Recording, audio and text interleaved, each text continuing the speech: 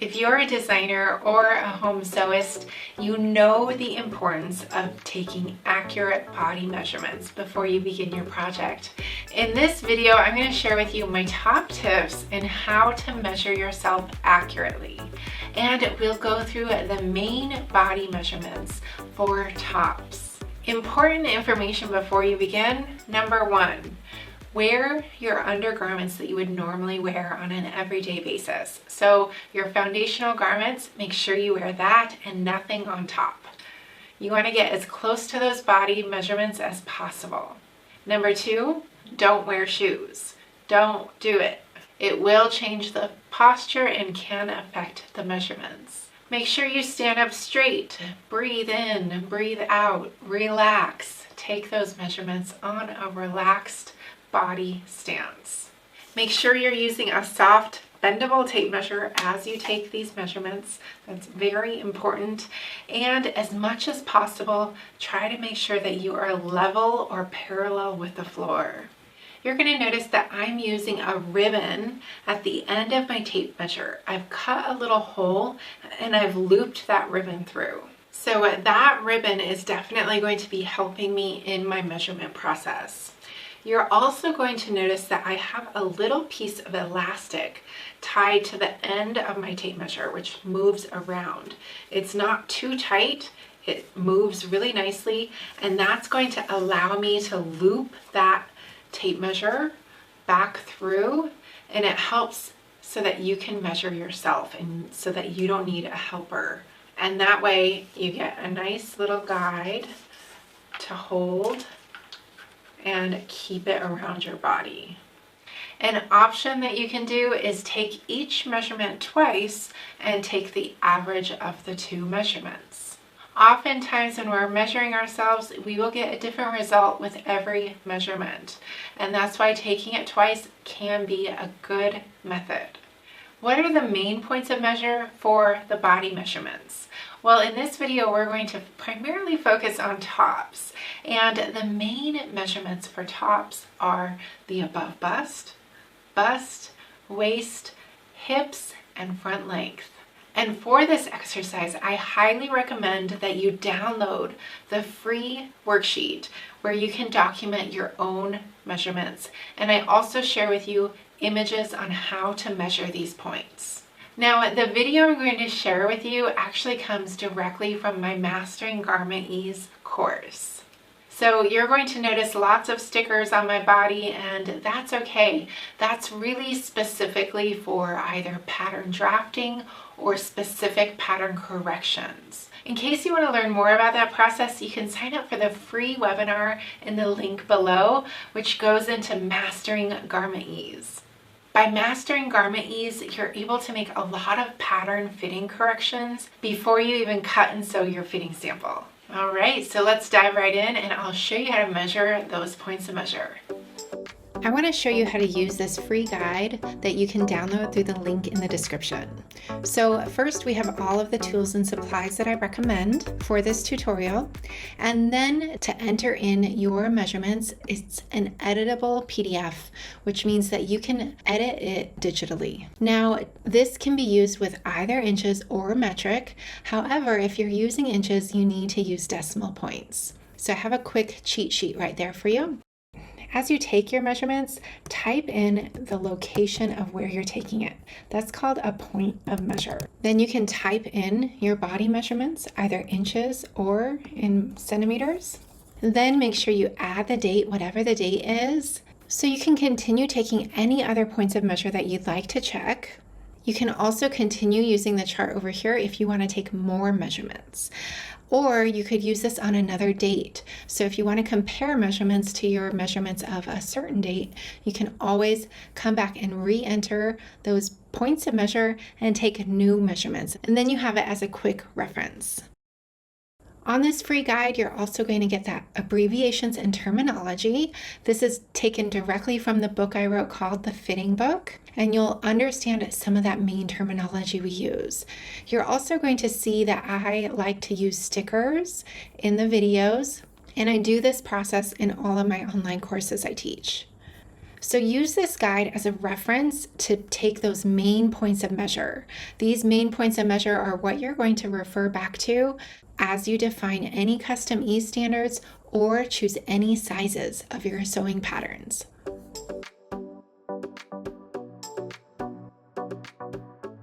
Now we have the above bust, and we're going to measure the circumference above the bust for this measurement. So I have my elastic on my tape measure.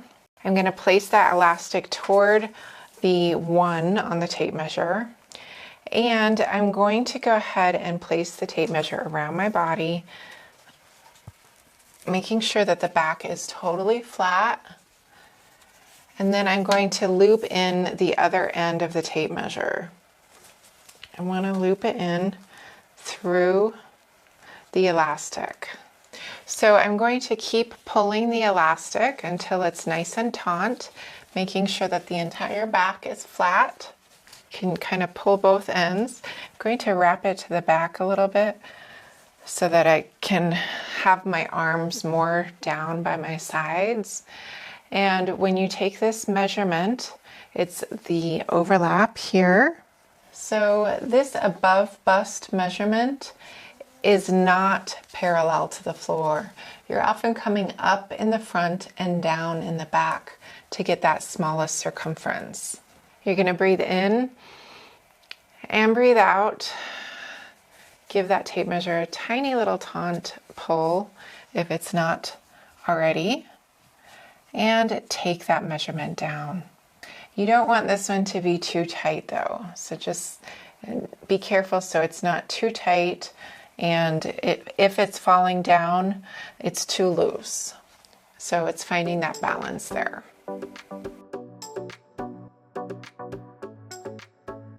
Now we have the bust measurement. We're going to do that same thing, looping that tape measure around our bodies, getting the elastic toward the end so that we can loop the other end across and get the one end through the elastic, making sure the back is totally flat against the body. And this one is a hard one because it likes to fall down in the back. You do need to take this measurement with those elbows down. That's very important. However you find it easiest to hold that tape.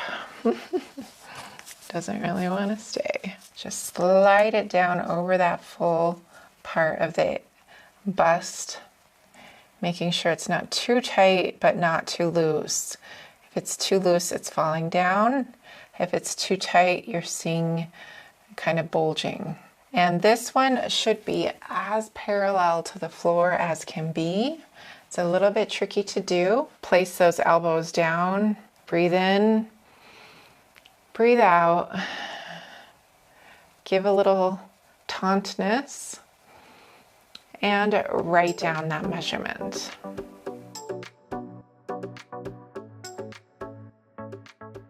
To find the true waist, it is the smallest part of the body in this area generally.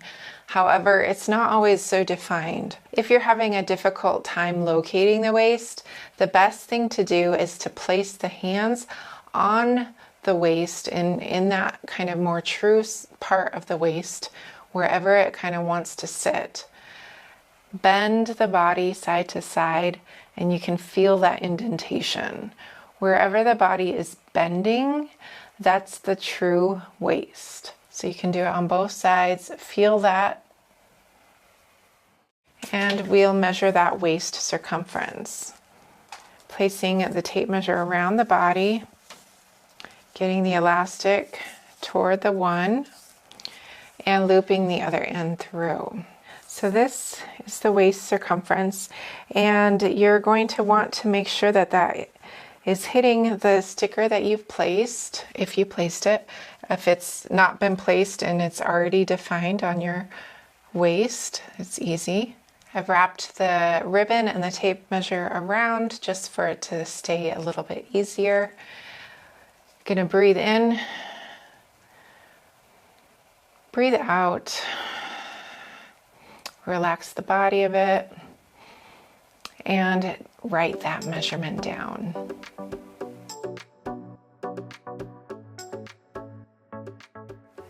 Now we have the high hip measurement. This high hip measurement is going to be referring to the bottom opening on tops for blouses and t-shirts. So you're going to place that tape measure all the way down to that high hip line. So you're going to check that it's parallel to the ground, nice and taut. Relax those shoulders, breathe in, breathe out. Those feet should be about shoulder distance apart here, and write that measurement down.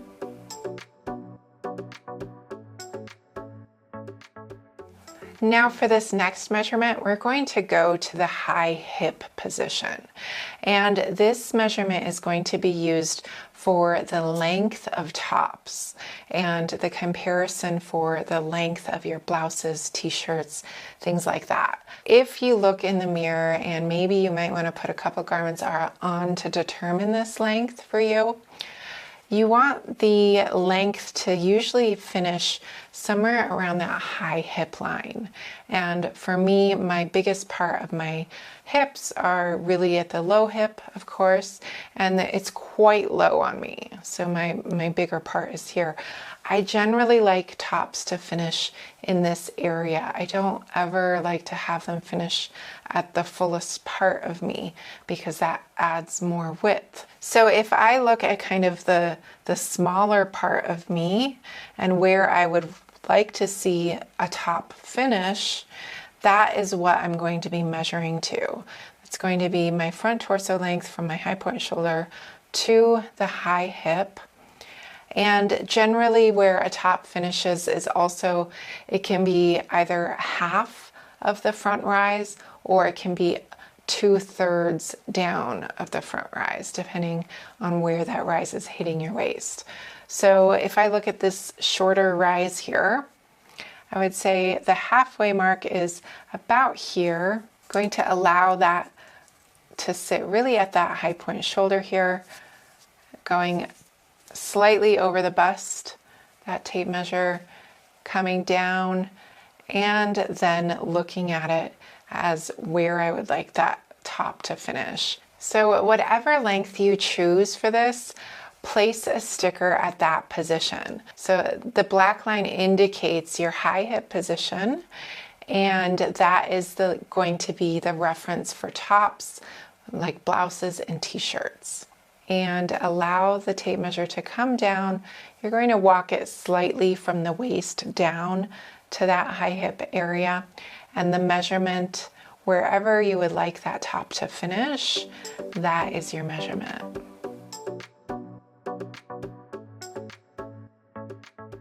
Now we have the bicep measurement. We are going to need the little elastic on the tape measure close to the number 1.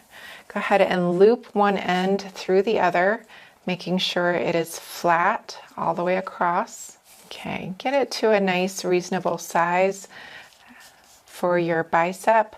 Slide your arm through it, going all the way up to the biggest part of the bicep.